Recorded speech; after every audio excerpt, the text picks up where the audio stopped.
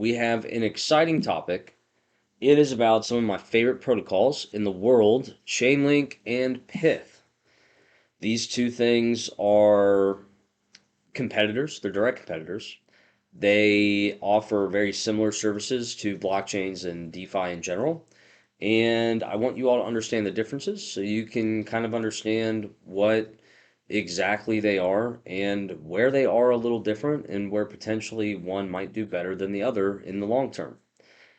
Before I get into it, for those who do not know, my name is Jake Tullis, but I also go by JT, and I run a digital asset hedge fund called Bleeding Edge Capital, where we are a discretionarily long, research driven hedge fund that specializes in identifying early stage protocols prior to adoption. And that's where my investors and capital partners make their return, and that's my job. And I have this YouTube channel here where I explain the simple part of the research. I do my best to bring it to an understandable level and help you all just be more educated on this technology.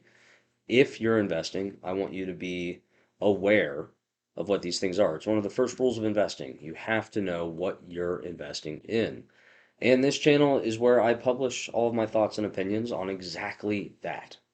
And that's why you just hit the like and the sub and comment and showed some love because I'm bringing you nothing but cold hard facts directly from sources. And I'm going to explain it to you in a way that you can understand it and hopefully make better decisions for you and your family. All right. So today we're talking about Chainlink and Pyth. Well, first, it's important to know that they both offer these things called oracles. Okay. Oracles are like APIs. APIs are just buckets of code that organize data. So it's a platform, if you will, that a data provider or a company, an app like Facebook, they have this data from users, right? My name is this, I'm a male, I'm 30 years old, I live here. They have all those data points, and people that want to, advertise can use their API to access that data, as an example. So oracles are APIs for blockchains, okay? Oracles allow something like Ethereum to know the price of Solana. They don't work together. So an oracle sits between those blockchains and allows someone that runs an exchange on Ethereum to sell Solana, or at least show Solana prices. So it's price feeds. Pyth and Chainlink both offer price feeds, as you can see on this screen. Hopefully you've been reading while I'm explaining this stuff. But in general, they both offer that. That's where they directly compete.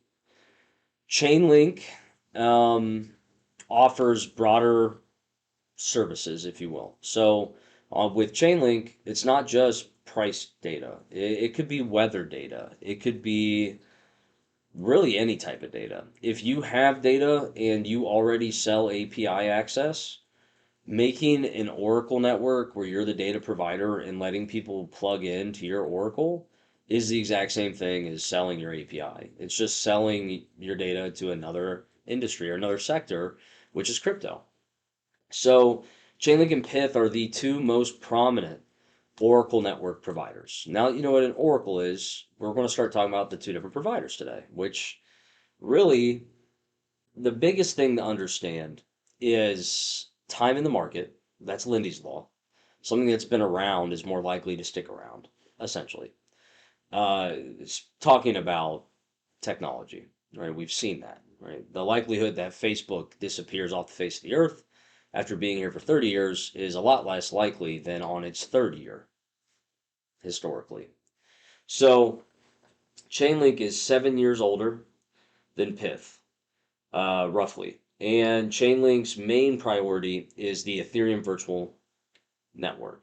I'm sorry, the Ethereum Virtual Machine, EVM. So that's where they started. That's Ethereum and then all of its appended services, like the Avalanche and all this other stuff. Anything that's EVM compatible, Chainlink is attacking. Pyth is basically attacking everything other than the EVM. Sui, Sei, Aptos, all of these new blockchains and all the new ones that are coming out, Pyth is attacking fresh blood, if you will, where Chainlink is more like the staple. It's been around a long time, and they have a lot of credibility.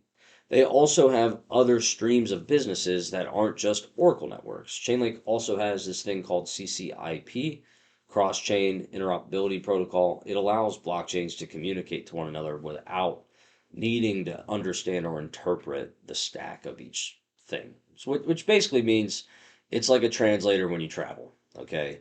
If we're all agreeing to work in English and then, someone with money wants to come, but they only speak Spanish, you're going to need Chainlink there to, convert Spanish to English and English to Spanish. CCIP basically does that for blockchains. So they have other streams of businesses that are going to prop up the Link token. Okay. But the cool thing about Pyth, really, and why we're talking about it, even though Chainlink is the monster and it's going to be here a long time, in my opinion, it is trading at 700 million market cap when Chainlink's at 10 billion roughly. So it can 10x to get as big as Chainlink. So it has a lot of room, and Chainlink has actually achieved almost 30 billion at one point. So the amount of money that this market is significant. And if you go look at APIs, it's over $1 trillion. So they're attacking an attainable market of 1 trillion.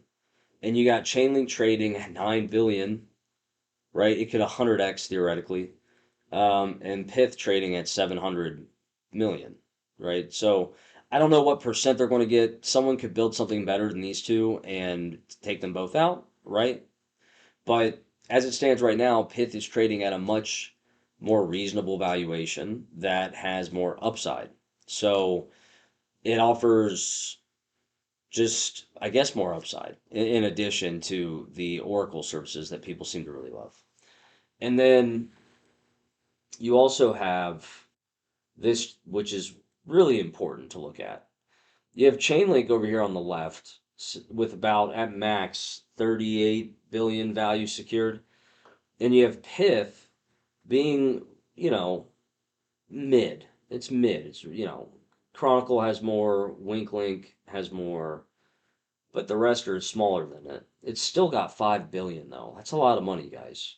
Hey everybody, it's JT. Just in case you didn't know, I would love a sub. Almost 97% of you that have viewed our content have not subscribed, and it would mean the world to me if you just hit that sub button, give us a like, and let us know how we're doing. All right, back to the content. But look at this. It is on more blockchains than any other Oracle provider. It's almost, what is that? Triple, almost, not completely, but almost triple the blockchains that it's on than Chainlink. And Chainlink was able to achieve almost 40 billion on 19. Pyth got 5 billion with 52. And they're turning them on more and more. The last time I looked at Mazari, right, back in 24, 23 era, this was around 30. So they're putting on, I guess they're working with a blockchain every month, it seems like. They're just turning blockchains on. So that's going to lead to more pools of people, users, money, liquidity that can be a customer of Pyth. And the more blockchains you're on, the more app developers that are aware of Pyth, the ones like it just increases the likelihood that Pyth is going to have some app that goes crazy, and then their data feeds are going to get massive calls that creates a lot of revenue. So I feel like Pyth is well positioned, but Chainlink is the big mama jama. So it's important to know those things. The the real differences between the two, and if you guys like these kinds of videos, let me know because I can do a deep dive and we can go look at the GitHub, we can go look at the networks, we can go look at the raw data. I just wanted to bring that summary up to you all so you guys can understand the big differences between the two. I personally invest in both, and my fund is invested in both. We own Chainlink and Pyth. Um, or at least I personally, and me at the fund, look at it as okay, oracles are needed. You need a multiple of oracles per application. So if you release a decentralized app or a dApp on top of Ethereum, you're going to need anywhere from 5 to 30 plus oracles for it to function. That's a network effect. So it's going to be adopted at a greater rate than we can even build, which is why I really like investing in them. And then I look at Pyth as a competitor to Chainlink that genuinely could overthrow Chainlink over time. It'd be amazing if Pyth invaded the EVM like that, but in general, I see Pyth as an opportunity to anywhere else. I think about the Oracle proliferation on Solana, or Sui, or Sei, or Aptos, and all these Gen 2 blockchains that they're working with. So I just see a big opportunity. So I have a smaller weight in Pyth because it needs less money to perform better. And then I have a bigger weight in Chainlink because I'm a long-term investor. It's more likely that Chainlink is here in 5 years than Pyth. But I'm investing in Pyth because I believe in the project, I believe in the team, the protocol is solid. And if we go look at that data, let me know if that would be interesting to you guys. Um, you'll see that they are growing at a clip, and people really like Pyth, and they like using it. They like the fees. They like providing data on Pyth. They basically looked at Chainlink and built a more modern experience, and I think they're going to crush it in the next 5 years. So